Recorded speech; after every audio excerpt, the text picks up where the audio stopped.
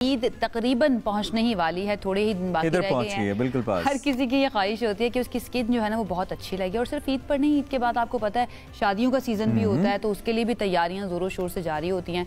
अब सदियों से ना एक कुदरती अज्जा जो है उनका इस्तेमाल किया जाता है अपनी स्किन को खूबसूरत बनाने के लिए। उनमें से एक होता है उबटन। आपको पता है, आपको भी लगा होगा, आपकी तो माशाल्लाह हाँ, शादी पे लगाया जाता है। और वो बेसिकली उसका मकसद मुझे आज तक इसकी समझ नहीं आई। हमारा जो चेहरे पे नूर था वो वैसे ही रहा। उपटन ने वो फर्क डाला तो नहीं है सच?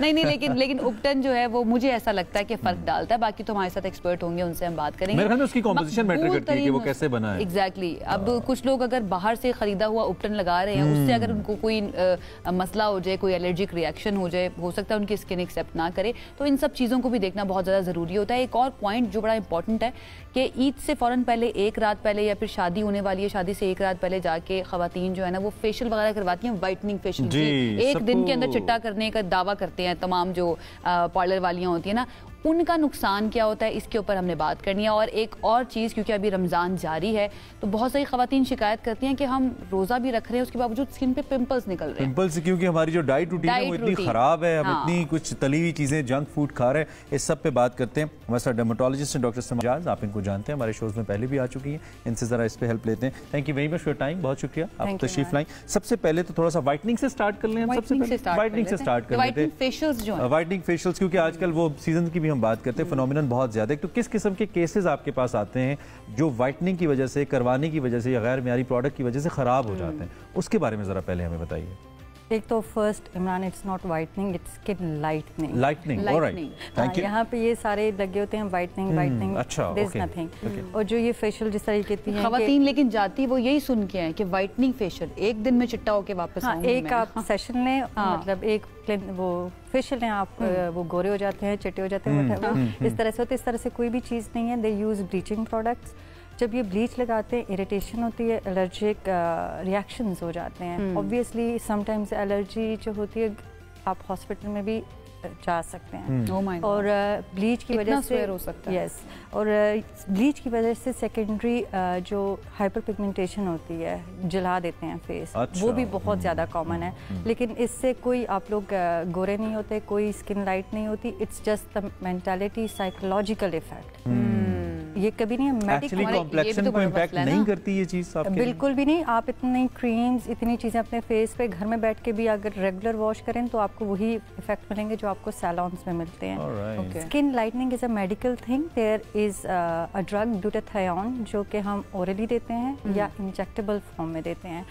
और उसका एक तरीका होता है कि किस तरह सेफली हम दे सकते हैं। And it takes time up to 9 months आपका एक शेड लाइट होता है। अच्छा, एक शेड लाइट होने में, जस्ट फॉर 1 शेड। और इसके लिए कितने सेशंस चाहिए होते हैं? फर्स्ट 3 months आपको वीकली चाहिए होता है, फिर second 3 months twice a month चाहिए होता है, and last 3 months then once a month. आहिस्ता आहिस्ता हम डोज इंक्रीज करते हैं। अच्छा। देन सेफ्टी होती है। और अगर आप जिस दिन वाइटनिंग इंजेक्शन, वाइटनिंग टैबलेट्स छोड़ते हैं, आपकी skin Aahista Aahista back to normal हो जाती है। So it's the life long process. मसला ये है ना समाविया कि हमारे यहाँ पे एक्सप्लॉइट भी तो किया जाता है ना इनसिक्योरिटीज़ को। खवातीन की इनसिक्योरिटी या फिर माशरे के अंदर एक बन गया जी लड़की का रंग हो रहा है तो इसका मतलब है ये प्यारी, उसको एक्सप्लॉइट बहुत ज़्यादा किया जाता है। बहरहाल हम उपटन की तरफ आ जाते हैं। उपटन जो लगाया जाता है शादियों में, रिवाज है, सदियों से चलता आ रहा है। स्किन के लिए ठीक होता है ये? दुल्हनों को या इवन दूल्हे को भी लगाया जाता है, ये ठीक होता है? देखें, ये अगेन हम लोग जब भी बात करते हैं इट्स हिस्टोरिकल। उसमें जब यहाँ पे चीज़ें नहीं थी, उपटन जो था that was anti microbial. Like आपकी स्किन पे कोई डिजीज़ होती है, एक्ने, पोर्स, उसके लिए इसमें मेरे ख्याल वो हल्दी टाइप की चीज़ यूज़ होती है, उसके वो इफ़ेक्ट्स थे। उसको पहले जब बनाते थे पानी में, किसी चीज़ में बनाते थे। अब उस फॉर्म में आपको क्रीम्स दी गई हैं। वो फ्रेश बना होता था, उसी टाइम लगाया जाता था। अब जो क्रीम फॉर्म्स में आते हैं उसमें प्रिजर्वेटिव्स, केमिकल्स ऐड किए जाते हैं क्योंकि लॉन्ग टर्म वो दुकानों में पड़े होते हैं। तो उससे आपको अगेन इरिटेशन भी हो सकती है। इट्स नॉट सेफ एनीमोर जिस तरह it used to be in the past. जो भी हम बाजार से एक तो कॉम्बिनेशन की लिखी हुई भी है ना, बेसन, हल्दी, दूध, दही, संदल और हल्के गुलाब। हाँ, ये इसका मैंने भी इंटरनेट पे पढ़ा, it is safe. It is safe. लेकिन कुछ अगर चीजें नेचुरल हो तो यस। कुछ लोग होते हैं उनको जो लेमन जूस होता है उससे भी प्रॉब्लम होती है, उनकी स्किन के ऊपर प्रॉब्लम हो सकती है। तो आप रेकमेंड क्या करेंगे? पहले एक दफा टेस्ट कर लिया जाए अपने हाथ पे या कहीं पर लगा के, देन अपने फेस पे अप्लाई किया जाए? देखिए अगेन इट्स अ बजट, जिसकी वजह से लोग घरों में करते हैं। इफ़ यू हैव मनी तो आप क्यों घर में करेंगी? व्हेन आप जब अच्छा, बजट के साथ साथ एक कल्चरल वैल्यू भी तो है ना। अब तो एक पूरा फंक्शन इसके नाम पर होता है कि आज ही उपटन माइयों है। हाँ, कल्चरल वैल्यू भी बहुत ज्यादा है। उसके बाद जो रेडनेस हो जाती है तो फिर आप लोग क्लिनिक में जाके फिर डॉक्टर के पास जाना पड़ता है। अच्छा, थोड़ा सा स्टार्ट हम ऐसे करते हैं, लेट्स सपोज अगर वाकई किसी को अपना स्किन कॉम्प्लेक्शन या टोन बेहतर चाहिए, थोड़ा डार्क है या उसको चाहिए कि मुझे थोड़ा वाइट दिखना है, कहाँ से स्टार्ट करें? वे टू स्टार्ट जो सेफ भी हो और लॉन्ग लास्टिंग भी हो या उसके कोई साइड इफेक्ट्स ना हो, आप लोग क्या तजवीज़ करते हैं उसके लिए? देखिए again being a parent I will never advice my kids कि ये करें। अपने सिबलिंग्स को नहीं बोलूँगी because it's on going process. आपको किडनी से इफेक्ट होती हैं, आपको रेगुलर टेस्ट करवाने पड़ते हैं। कब तक आप ये करवाएंगे? Let's stop this thing here कि हम लोगों की जो स्किन है इसी को फ्लॉलेस बनाओ। ठीक है, अगर हेल्दी हो, बस हेल्दी स्किन हो, उस पर एक्नी ना हो, जो उसकी डिजीजेस है वो ना हो।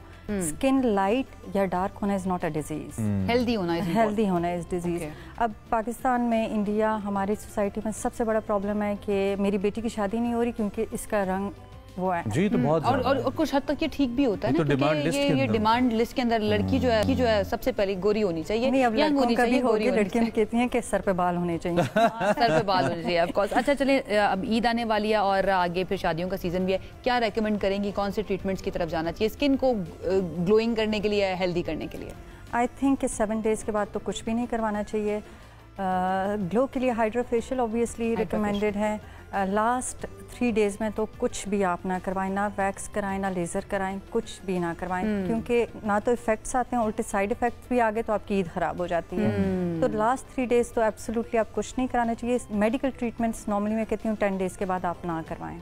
अच्छा, एटलीस्ट 10 डेज बिफोर हमें आखिरी अशरे से पहले हमें करवा लेने चाहिए। You will get the result. Even hydra facial के भी 7 डेज के बाद रिजल्ट्स आते हैं। अच्छा, दूसरा ये कि हमारी जो डाइटरी हैबिट्स हैं या रूटीन है, इसमें तब्दीली कितना हेल्प करती है हमारी स्किन को बेहतर होने के लिए? मैं ये रमज़ान के कॉन्टेक्स्ट में इसलिए पूछ रहा हूँ क्योंकि अक्सर हम सभी तली हुई चीज़ें खा रहे होते हैं, समोसे पकौड़े and all, and then as Ayesha said फिर कंप्लेंट्स आ रही होती हैं, खासतौर पे ख़वातीन में एक्नी हो गई, दाने वाने निकल आए, तो ये कितना इम्पैक्ट करता है? इसको फिर कैसे हम कंट्रोल करें? डिहाइड्रेशन का भी इसके अंदर ऐड करें, क्या ये भी एक रीज़न बनती है? अब जिस तरह से ऑयली चीज़ों का आपने कहा, ऑयली चीज़ें इटसेल्फ आपके लिए इशू नहीं करती। इसके अंदर जिस तरह आप मीट वगैरह लेते हैं उसमें स्टेरॉइड्स होते हैं, अच्छा, ग्रोथ हार्मोन्स होते हैं। तो देयर आर सम स्टडीज जिसने ये बताया हुआ है कि acne is not directly related with oily things? Yes. अच्छा, it is related with the steroids या growth hormones जो आप ले रहे होते हैं। Oh my God. अब there is like कोड़े क्योंकि वेस्ट में इतने खाए नहीं जाते तो there is like कोई स्टडी इतनी नहीं है स्टडी, और हमारी अपनी तो कोई और हम खाते हैं तो हम स्टडी करना ही नहीं चाहते क्योंकि हम खाते हैं। ठीक है, इसका मतलब है कि वो स्टेरॉइड्स और वो जो हार्मोन्स जो होते हैं उनकी वजह से वो जाके हमारे हार्मोन्स को अफेक्ट करती हैं एंड देन हमें एक्नी हो जाती है। ओके, तो फिर क्या खाएं? आखिरी दिनों में ये बता दें कि क्या खाना चाहिए, अपनी डाइट को थोड़ा सा किस तरह से चेंज करें कि स्किन पे भी थोड़ा सा असर नजर आ जाए ईद वाले दिन? देखिए ये 10 डेज में तो इफेक्ट नहीं होता, ऑब्वियसली इट्स 3 मंथ्स प्रोसेस। अगर if you want a good skin, vegetables, fruits, then again जिस तरह आपने कहा कि पानी आप नहीं पी सकते इतना ज़्यादा आफ्टर रोज़े के बाद, तो इसको आप थोड़ा बहुत जो वो होते हैं, मैं ब्रांड्स के नाम नहीं ले सकती, वो रेड वाले जो होते हैं, यू कैन वो आप ज़्यादा से ज़्यादा पी सकते हैं। अच्छा, इसमें थोड़ा सा एज फैक्टर को भी एड्रेस करें आप, उसके आप तो हर एज की खवातीन, यंग, ओल्डर आती होंगी, तो एज के साथ साथ स्किन की क्या डिमांड्स हैं? एज के साथ साथ बढ़ती जाती हैं to take care of it, या पुराने दौर में तो वी रिमेंबर हमारी जो बड़ी बूढ़ियाँ थी वो शायद कोई एक क्रीम वो भी कभी लगाती थी कभी नहीं, but they used to have a good skin at that time. You are actually right. वो एक क्रीम होती थी, वो यूनिवर्सल थी, किया बट उनकी स्किन आज भी हमसे अच्छी है। तो ये एज फैक्टर कितना इंपॉर्टेंट है? इसको लेकर आप क्या तजवीज़ करते हैं लोगों को, यंग वंस को और ओल्डर वंस को? अब बिल्कुल उल्टा चल रहा है बाय द वे कि अब यंग जो हमारी जनरेशन है वो क्लिनिक्स में, सैलून्स में ज़्यादा नज़र आती है एज़ कम्पेयर टू